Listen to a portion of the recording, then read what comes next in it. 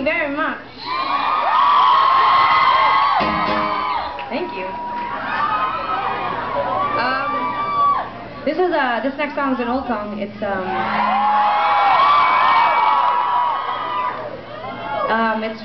it's not that old. It's just, it probably wasn't worth it to scream that loud. Like, it's only from our last record, but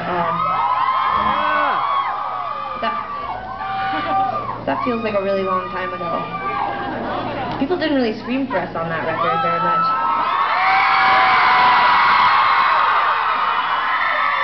Terrifying.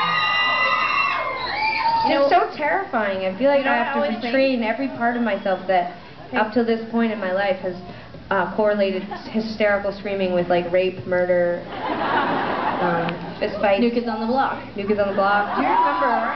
But now all of a sudden, hey, I know that it doesn't. I know it seems like I'm talking because I actually am. It's a conversation. It's not a conversation between you and I. It's a conversation between me and them. Oh, I see. Tegan's your favorite. Okay. Oh, I don't mind. I'd like to be the underdog. Oh. Yeah. Oh, good. That's right. If Sarah's your favorite, throw something at her. They're like, I love you, and I'm going to throw something scary at you from the crowd. So far, it's just been bracelets and things that have song requests on it, which is good. But I was gonna tell you that that up until this point in my life, I associated hysterical screaming with things like rape and murder and fist fights and New Kids on the Block and remember Jonathan Knight when he was on Oprah? I mean, he had an anxiety disorder or something. I wasn't going to really focus on the New Kids part. So. I was going to focus more on the part where I was going to say that it's really nice, but sometimes it's very scary and terrifying, and mainly just because I sing with my eyes closed, and sometimes when the screaming starts, I don't know if I should open my eyes and just check, just to make sure. Yeah, because on the last U.S. tour we did, there was a number of nights where people went down, and immediately people go from being into the show to being all like, hey, someone fell, stop singing, and then you're like, oh no, and then you kind of stop, and then everyone stops, and then you're paralyzed, and then you're like, house lights, please, house lights, could you put the house lights up? House lights. Someone put the house lights up, and then they're yelling at you to turn the house lights up, and you're like, I'm trying, and then some poor, weak-natured person like Sarah is, Sarah went down. No, she went down. I'm just saying. She went down at Lollapalooza. Not your fault. You went down on Canada Day.